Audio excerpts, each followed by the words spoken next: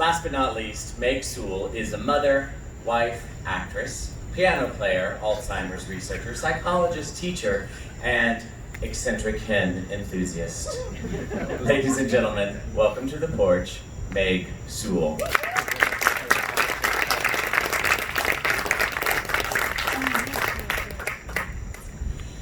So, once during a very dark time of my life, when I was feeling suicidal, my mother, in a heartfelt but misguided gesture of empathy, gave me a how-to book on the subject of how to kill yourself, with the passages highlighted and some pages turned down. And, you know, I don't think that it's not she wanted me to be dead exactly. I just think that she was comfortable with my feeling as hopeless as she had felt all of her life. And my therapist had said to me, you know, if you ever get happy, it's gonna kill your mother. And he was so right, because 2 weeks to the day after I told my mother that I was engaged to be married, she dropped dead. Like literally actually dropped dead. And I'm pretty sure that my therapist had intended that comment to be metaphorical, of course, but my mother kind of took it that extra step. My whole life, really, she could not regard her mind and body as separate, really, from mine, and it made mothering very difficult for her. And it makes it all the more extraordinary, then, to know that on my first day of 8th grade, my mother turned into a superhero of the Southern chain-smoking, heavy-drinking variety. So the summer before 8th grade, I had bought a new sweater with my own money, $37. It was a white knit sweater with a jewel neck and some brightly colored flowers embroidered on the chest. This was a time of my life when I did not like how I looked, but when I tried this sweater on, I felt almost pretty. It was a sweater that a popular girl would wear.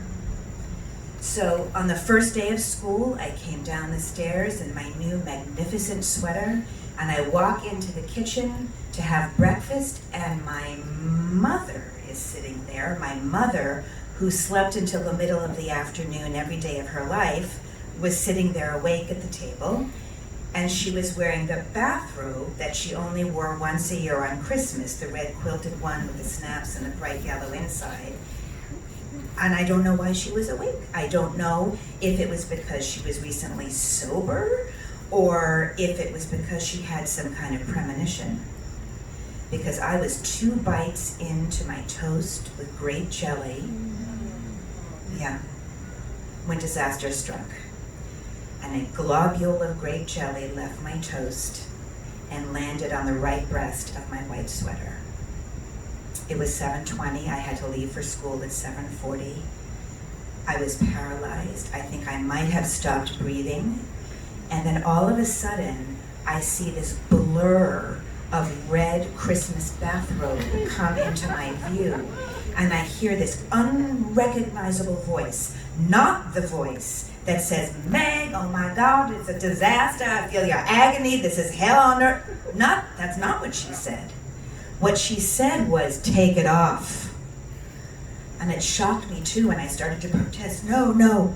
And she said louder in a booming voice, take it off. I took it off. And my mother took the sweater into the bathroom, and I do not know what happened in that bathroom. But it was some kind of sweet Jesus miracle, because when she came back out again, there was no stain on that sweater. So I put the sweater back on, and of course, that's when I see the second disaster, a huge wet spot on my right breast. I go to protest again, but now there's a... And then she rises up and she grabs my arms hard. I mean, who knew this woman had any kind of physical strength? This tiny little petite Southern woman with her cat eye glasses and the cigarette dangling out of her mouth and her limp. She has me in a vice grip. And she says to me, bold, she says, it will dry, Meg. It will dry by the time you get to, well, she was Southern, so it's, it will dry, Meg, it will dry by the time you get to school, sugar. And she was right.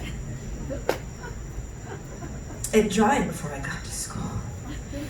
And I walked into the first day of 8th grade, and I felt almost pretty. And it was because in those few minutes between 7:20 and 7:40, a chain-smoking, heavy-drinking Southern superhero had saved my life. And in my heart, right behind those embroidered flowers, lies my secret that she never knew or never heard. I loved her. Thank you.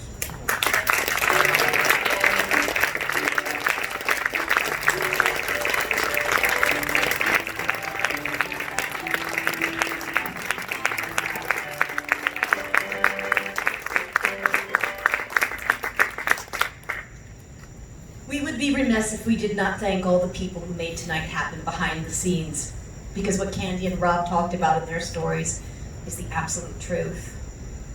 Elmwood Playhouse is a very special place with very special people. All I had to do was make a call or send an email asking for help, and I got a resounding yes to any request I made in order to make Porch Stories happen tonight. I want to first thank Mike Nazzo and Larry Wilbur for our amazing lights and sound. I want to thank Tony Bellomy for being our remarkable pianist. I want to thank Meg, our last storyteller's husband, David Rosen, who designed our fantastic Porch Stories logo. I want to thank John Houston for designing our wonderful show poster that you can see in our lovely board here. Thank you to Rob Ward and David Julin for crafting our signature sign, which is just over Larry's head there. Thank you to Margaret Young and Omar Kazarski for helping us publicize the event. Thank you to Evelyn Russo for jumping in as box office in front of house staff. And thank you to Steve Taylor, our board president, for his continued support and leadership. As they say, it takes a village. And I love this village. We can't wait to come back and bring you more live theater, and we are taking steps to ensure that we will be back in a way that allows us to grow and continue to serve this extraordinary community that has supported us for almost 70 years. If you can, any amount of donation would be fantastic. There's a gigantic jumbo jar that I pulled from the prop storage upstairs. Throw whatever you can in, and if you can't, that's okay too. Thank you so much for being here tonight. Stay safe and be well, and come back to us when we're ready to have you back in here. Thank you so much.